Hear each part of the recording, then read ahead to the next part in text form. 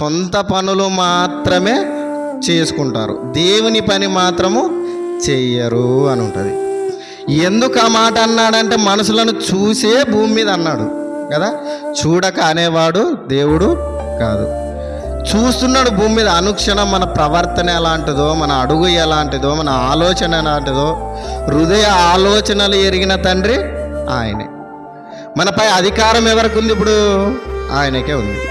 కానీ మనం ఏం చేస్తున్నాం? మనపై అధికారం చెలాయించండి అని ఎవరి చేతికి అప్పగించాము? అపవాది చేతికి అప్పగించాము.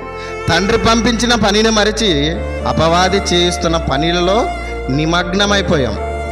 ఇలా నిమగ్నమైపోతున్న మనకి, ఇలా దేవునికి దూరం అయిపోతున్న మనకి సువార్థికులు గాను, పాస్టర్ల గాను, మీటింగుల గాను, లేదా ఆదివారము బుజారం సేవకుల ద్వారా కానీ ఎన్నో విలువైన మాటలు మనకు వినిపింపజేస్తున్నాడు.